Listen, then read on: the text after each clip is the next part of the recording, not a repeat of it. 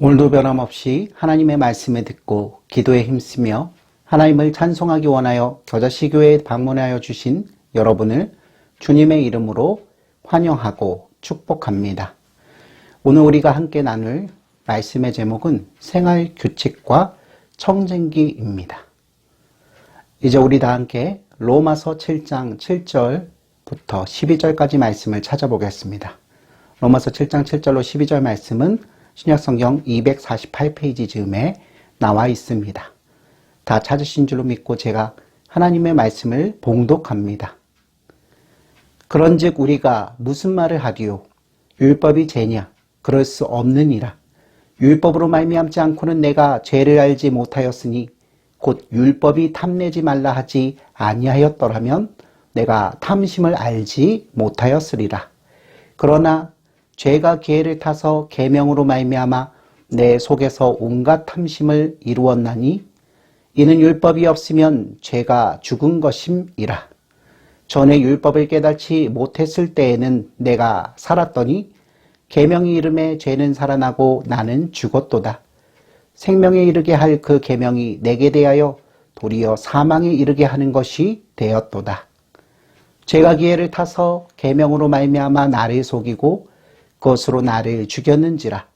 이로 보건대 율법은 거룩하고 계명도 거룩하고 의로우며 선하도다. 아멘.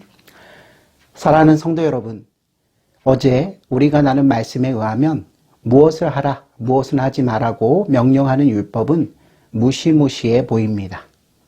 또 이런 율법을 생각하면 그것을 주신 하나님도 무서운 분 같아 보이십니다. 이런 까닭으로 어떤 사람들은 구약 성경과 십계명을 싫어하고 신약 성경과 복음만 좋아합니다. 또 어떤 선교단체는 사람들에게 성경을 나누어 줄 때 구약 성경을 빼고 줍니다. 왜냐하면 불신자가 율법 곧 구약 성경을 읽을 때 하나님을 무시무시한 분으로 오해하고 말 것이라는 우려 때문입니다. 하지만 저들의 이런 생각은 율법에 대한 오해 때문에 생겨난 잘못된 생각입니다. 성도 여러분, 하나님께서 저와 여러분에게 율법을 주신 것은 마치 아버지가 입양된 자녀에게 가정에서 지켜야 할 기본적인 생활규칙을 준 것과 같습니다. 내가 너를 입양한 아버지란다. 그러므로 이제부터 너는 나를 아버지로 여겨서 나를 사랑하고 내게 존댓말을 해야 한다. 또 너는 거짓말하지 말고 도둑질도 해서는 절대 안 된단다. 사랑하는 성도 여러분, 이런 아버지의 요구가 입양된 자녀에게 너무 지나치고 과한 것입니까? 아니죠. 입양된 자녀는 아버지의 이 같은 요구가 너무나 당연한 것으로 여기며 감사함으로 순종합니다. 이 같은 규칙을 나쁘다고 생각하는 자녀는 아마 거의 없을 것입니다. 아버지는 자녀를 사랑하고 자녀는 아버지를 사랑합니다. 이런 관계에서 자녀에 대한 아버지의 요구는 아름다운 것입니다. 이것이 바로 사랑의 규칙입니다. 하나님께서 저와 여러분에게 주신 율법도 마찬가지입니다. 율법은 우리를 골탕 먹이기 위해서 주신 것이 아닙니다. 하나님께서는 저와 여러분을 사랑하셔서 우리를 부르시고 구원해 주시고 언약을 맺으셨습니다. 하나님께서 비천한 저와 여러분과 사귀겠다고 하시면서 우리에게 주신 것이 바로 율법입니다. 그렇다면 성도 여러분, 하나님께서는 본래 율법, 즉 십계명을 언제 그리고 누구에게 주셨습니까?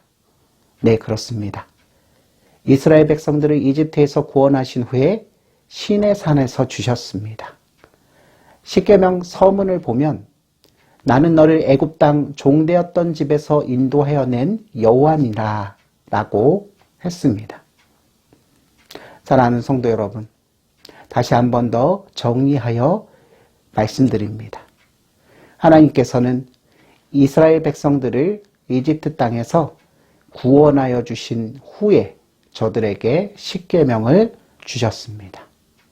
만약 하나님께서 이스라엘 백성들을 구원하시기 전 이집트 땅에서 저들에게 십계명을 주셨다면 이 십계명은 구원의 결과가 아니고 구원의 조건이 되었을 것이고, 이 때문에 십계명은 이스라엘 백성들이 도무지 감당할 수 없는 힘든 짐같이 여겨졌을 것입니다. 그러므로 성도 여러분, 하나님께서 저와 여러분에게 주신 율법은 구원의 조건으로 무서워서 지키는 것이 아니라 우리를 친히 구원하여 주신 하나님께 감격하여 기쁨과 감사로 지키는 것입니다. 이런 까닭으로 로마서의 저자 사도 바울은 오늘 본문 7장 12절 말씀을 통하여 율법과 계명은 거룩하고 의로우며 선하다고 말합니다. 사랑하는 성도 여러분, 하나님께서는 저와 여러분을 사랑하십니다. 그래서 주신 것이 바로 하나님의 계명이고 율법입니다. 그런데 한 가지 문제가 있습니다. 그것은 죄로 말미암아 부패하고 타락한 우리네 인생들이 율법을 스스로의 힘으로는 다 지킬 수 없다는 것입니다. 하나님의 율법은 문제가 없습니다. 다만 이를 다 지키지 못하는 우리가 문제입니다. 율법은 하나님의 택한 백성인 저와 여러분들이 마땅히 지켜야 할 규칙이지만 동시에 우리의 죄와 비참을 깨닫게 하는 역할도 합니다. 이런 까닭으로 율법은 최고의 의사이신 하나님께서 죄와 비참에 빠져 죽어가는 저와 여러분들을 진단하시는 도구인 청진기와 같습니다. 사랑하는 성도 여러분, 하나님께서 사랑의 청진기인 율법을 주신 까닭은 바로 죄와 비참 가운데 죽을 수밖에 없는 저와 여러분들을 치료하고 살리시기 위함입니다. 이런 까닭으로 하나님의 율법은 복음과 마찬가지로 하나님의 은혜입니다. 오늘도 이 베풀어 주신 하나님의 은혜인 율법과 복음 안에서 하나님의 신령한 것을 사모하여 언제나 그리스도 예수 안에 있는 저와 여러분 모두가 되시기를 주님의 이름으로 축원합니다. 아멘.